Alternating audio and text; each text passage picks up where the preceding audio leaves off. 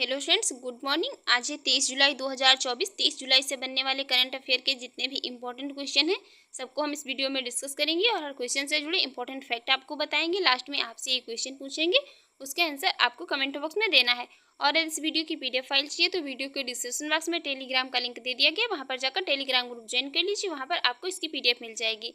तो चलिए वीडियो को शुरू कर लेंगे। शुरू करने से पहले आपसे रिक्वेस्ट है, अगर आप हमारे यूट्यूब चैनल पर पहली बार हैं तो चैनल को सब्सक्राइब कर लीजिएगा, वीडियो को लाइक कर दीजिएगा एंड शेयर करिए एंड जो भी आपकी सजेशन हो उसे कमेंट बॉक्स में जरूर बताइएगा।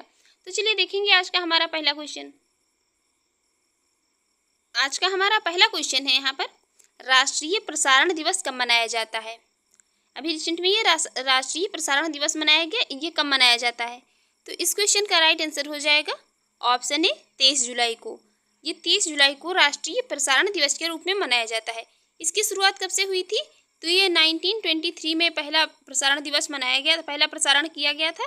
और ये 23 जुलाई को कुछ व्यापारियों के द्वारा मुंबई में रेडियो क्लब स्थापित किया गया था और तभी से ये जून 1923 में देश का पहला प्रसारण किया गया था, तब से इसको मनाने की शुरुआत की गई थी राष्ट्रीय प्रसारण दिवस को। तो अब यहाँ पर देखेंगे जो अब तक इम्पोर्टेंट डे जुलाई में मनाए गए सबको रिवाइज कर लेंगे यहाँ पर एक बार। 1 जुलाई को CA दिवस, GST दिवस और राष्ट्रीय चिकित्सक दिवस मनाया गया। 2 जुलाई को विश्व खेल पत्रकार दिवस मनाया गया। 3 जुलाई को अंतर्राष्ट्रीय प्लास्टिक बैग मुक्ति दिवस मनाया गया। 4 जुलाई को USA का स्वतंत्रता दिवस मनाया गया। 6 जुलाई को विश्व जोनोसिस दिवस मनाया गया। 7 जुलाई को विश्व कुशवाहिली भाषा दिवस मनाया गया और ये 10 जुलाई को राष्ट्रीय मत्स्य किसान दिवस मनाया गया। 11 जुलाई को विश्व जनसंख्या दिवस के रूप में मनाया गया और ये 12 जुलाई को राष्ट्रीय बैग दिवस के रूप में मनाया गया और ये 14 जुलाई को वास्टिल दिवस मनाया गया। 15 जुलाई को विश्व युवा कौशल दिवस मनाया गया। 16 जुलाई को ICAR का स्थापना दिवस मनाया गया। 17 जुलाई को विश्व अंतर्राष्ट्रीय न्याय दिवस। 18 जुलाई को नेल्सन मंडेला दिवस और 19 जुलाई को बैंक राष्ट्रीयकरण दिवस मनाया गया। 20 जुलाई को अंतर्राष्ट्रीय चंद्र दिवस और ये 22 जुलाई को 22 सन्निकटन दिवस के रूप में मनाया गया। तो ये थे अब तक जितने भी इम्पोर्टेंट डे जुलाई में मनाए गए। अब देखेंगे नेक्स्ट क्वेश्चन। हमारा नेक्स्ट क्वेश्चन है, हाल ही में UPSC के अध्यक्ष ने इस्तीफा दे दिया है, इनका नाम क्या है। अभी रिसेंट में UPSC के अध्यक्ष ने अपने पद से इस्तीफा दे दिया है, इनका नाम बताना है यहाँ पर। इनका कार्यकाल 2029 में समाप्त होना था लेकिन इन्होंने अभी इस्तीफा दे दिया है अपने पद से। तो इस क्वेश्चन का राइट आंसर हो जाएगा ऑप्शन सी, मनोज सोनी। अभी रिसेंट में ही मनोज सोनी ने UPSC के ये अध्यक्ष थे और इन्होंने अपने पद से इस्तीफा दे दिया है, ये हैं मनोज सोनी। तो अभी रिसेंट में यहाँ पर कुछ न्यू अपॉइंटमेंट हुए हैं, उनको भी देख लेते हैं। ये जॉर्जेस एल्हेड्री, इनको ये HSBC का नया CEO अपॉइंट किया गया है। इसके अलावा उर्सुला वान डेर लेयन को 2024 से 29 अवधि के लिए यूरोपीय आयोग की अध्यक्ष अपॉइंट किया गया है। और विनय मोहन कावात्रा, ये अमेरिका में भारत के राजदूत बनाए गए हैं। और यूरोपीय संसद की अध्यक्ष फिर से बन गई हैं कौन, रॉबर्ट मैट्सोला। और महारेरा के अध्यक्ष के रूप में मनोज सैनिक को अपॉइंट किया गया है। और सरकार ने रॉबर्ट जे रवि को BSNL का CMD अपॉइंट किया है। इसके अलावा कोटेश्वर सिंह और महादेवन को सुप्रीम कोर्ट के न्यायाधीश के रूप में अपॉइंट किया गया है। और ये सुमंत सिन्हा को CEO का क्लाइमेट लीडर्स का सह अध्यक्ष इनको अपॉइंट किया गया है, सुमंत सिन्हा को। अब देखेंगे नेक्स्ट क्वेश्चन। हमारा नेक्स्ट क्वेश्चन है यहाँ पर, हाल ही में किस राज्य के मुख्यमंत्री ने राजीव गांधी सिविल्स अभ्यहस्तम योजना का शुभारंभ किया है। अभी रिसेंट में एक स्टेट के ये चीफ मिनिस्टर ने राजीव गांधी सिविल्स अभ्यस्तम योजना का शुभारंभ किया है, ये सिविल सर्विस की तैयारी करने वालों के लिए। तो इस क्वेश्चन का राइट आंसर हो जाएगा ऑप्शन बी, तेलंगाना। अभी रिसेंट में ही तेलंगाना के चीफ मिनिस्टर ने राजीव गांधी सिविल्स अभ्यस्तम योजना का शुभारंभ किया है। तो यहाँ पर मैप में ये है तेलंगाना और तेलंगाना की कैपिटल है हैदराबाद। चीफ मिनिस्टर है प्रेजेंट टाइम में रेवंत रेड्डी। इसके अलावा अभी तेलंगाना के हैदराबाद में भारतीय वायु सेना प्रमुख ने ये हैदराबाद में हथियार प्रणाली स्कूल का उद्घाटन किया है। और तेलंगाना सरकार ने ये किसानों के फसल ऋण माफी के लिए 1000 करोड़ रुपए की राशि जारी की है। इसके अलावा तेलंगाना में ये कोमुरा वैली रेलवे स्टेशन की आधारशिला रखी गई है। और तेलंगाना इंटरनेट को ये बुनियादी अधिकार बनाने के लिए AI हब स्थापित करेगा। तेलंगाना के मुख्यमंत्री ने विदेश के छात्रों के लिए हेल्प डेस्क लॉन्च की है। तेलंगाना सरकार द्वारा ये प्रजापालन कार्यक्रम शुरू किया गया है। अब देखिएगा नेक्स्ट क्वेश्चन है यहाँ पर, हाल ही में किसने लागत वृद्धि और प्रक्षेपण में देरी का हवाला देते हुए अपना ये चंद्रमा वाइपर रोवर मिशन रद्द कर दिया है। अभी रिसेंट में एक ये स्पेस एजेंसी ने लागत वृद्धि और प्रक्षेपण में देरी का हवाला देते हुए अपना एक ये रोवर मिशन, ये चंद्रमा वाइपर, इसको रद्द कर दिया है।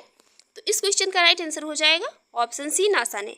ये नासा अमेरिका की स्पेस एजेंसी है। इसने अभी ये अपने लागत वृद्धि और प्रक्षेपण में देरी का हवाला देते हुए अपना ये चंद्रमा वाइपर रोवर मिशन इसने रद्द कर दिया है। तो अब यहाँ पर नासा की फुल फॉर्म है national aeronautics and space administration. इसकी स्थापना कब हुई थी? तो ये 1958 में हुई थी। हेडक्वार्टर कहाँ पर है? ये अमेरिका के वाशिंगटन डीसी में है। और नासा के प्रेजेंट टाइम में चेयरमैन है कौन? Will Nelson. अब देखेंगे नेक्स्ट क्वेश्चन। हमारा नेक्स्ट क्वेश्चन है, हाल ही में ये post graduation institute medical educational research PGIMER Bharat का पहला चिकित्सा संस्थागत संग्रहालय कहाँ स्थापित करेगा? तो इस क्वेश्चन का राइट आंसर हो जाएगा ऑप्शन ए, चंडीगढ़ में। अभी रिसेंट में ही ये post graduation institute medical educational research ये भारत का पहला चिकित्सा संस्थागत संग्रहालय स्थापित करेगा कहाँ पर? चंडीगढ़ में। नेक्स्ट क्वेश्चन है यहाँ पर, हाल ही में कौन भारतीय कृषि को डेटा आधारित बनाने के लिए टूल लॉन्च करेगा? अभी रिसेंट में ही कौन ये भारतीय कृषि को डेटा आधारित बनाने के लिए टूल लॉन्च करेगा? तो इस क्वेश्चन का राइट आंसर हो जाएगा ऑप्शन बी, गूगल। अभी रिसेंट में ही ये गूगल भारतीय कृषि को डेटा आधारित बनाने के लिए टूल लॉन्च करेगा। नेक्स्ट क्वेश्चन है यहाँ पर, हाल ही में उत्तर प्रदेश को $1 ट्रिलियन की अर्थव्यवस्था बनाने के लिए किसने लक्ष्य और प्रयासों पर पुस्तक का विमोचन किया है? अभी रिसेंट में उत्तर प्रदेश को $1 ट्रिलियन की अर्थव्यवस्था बनाने के लिए ये लक्ष्य और प्रयासों पर एक पुस्तक का विमोचन किया गया। तो ये किसने किया है? तो इस क्वेश्चन का राइट आंसर हो जाएगा ऑप्शन डी, सुरेश खन्ना ने। ये प्रेजेंट टाइम में सुरेश खन्ना उत्तर प्रदेश के वित्त मंत्री हैं और इन्होंने उत्तर प्रदेश को $1 ट्रिलियन की अर्थव्यवस्था बनाने के लिए ये लक्ष्य और प्रयासों पर पुस्तक का विमोचन किया है। अब देखेंगे नेक्स्ट क्वेश्चन। नेक्स्ट क्वेश्चन है यहाँ पर, हाल ही में छत्रपति शिवाजी महाराज का हथियार जिसको कि ये बाघ नख कहा गया, ये लंदन से कहाँ लाया गया है? ये छत्रपति शिवाजी महाराज का एक हथियार था, इसका नाम था, इसको ये इस प्रकार का कुछ दिखता था, इसको ये बाघ नख कहा जाता था। तो ये अभी रिसेंट में ही लंदन से लाया गया है। और कहाँ पर? भारत में। लंदन से किस शहर में लाया गया है भारत के? तो इस क्वेश्चन का राइट आंसर हो जाएगा ऑप्शन ए, मुंबई में। ये छत्रपति शिवाजी महाराज का हथियार बाघ नख, इसको लंदन से कहाँ पर? भारत के मुंबई शहर में इसको लाया गया है। अब देखेंगे नेक्स्ट क्वेश्चन। हमारा नेक्स्ट क्वेश्चन है, हाल ही में कैग गिरीश चंद्र मुर्मू ने कहाँ international centre for audit of local governance का उद्घाटन किया है? ये प्रेजेंट टाइम में हमारे कैग हैं गिरीश चंद्र मुर्मू। इन्होंने कहाँ अभी जो है ये international centre for audit of local governance का उद्घाटन किया है? तो इस क्वेश्चन का राइट आंसर हो जाएगा ऑप्शन सी, गुजरात में। अभी रिसेंट में इन्होंने गुजरात में ये कैग, हमारे कैग प्रेजेंट टाइम में जो है गिरीश चंद्र मुर्मू, इन्होंने गुजरात में centre for audit of local governance का उद्घाटन किया है। तो यहाँ पर मैप में ये है गुजरात और गुजरात की कैपिटल है गांधीनगर। चीफ मिनिस्टर हैं भूपेंद्र भाई पटेल, गवर्नर है आचार्य देवचंद। इसके अलावा अभी गुजरात में ये भारत ओलंपिक अनुसंधान केंद्र का उद्घाटन कहाँ पर किया गया? तो ये गुजरात के गांधीनगर में। और गुजरात ने अधिकतम पवन ऊर्जा स्थापित क्षमता के लिए पुरस्कार जीता है। और गुजरात में स्थित स्मृति वन स्मारक संग्रहालय को यूनेस्को के प्रिक्स पुरस्कार के लिए चुना गया है। गुजरात सरकार ने शिखा रिफॉर्म ऑनलाइन शिक्षण मंच लॉन्च किया है। इसके अलावा राजकोट स्टेडियम का नाम बदल करके ये निरंजन शाह के नाम पर रखा गया है।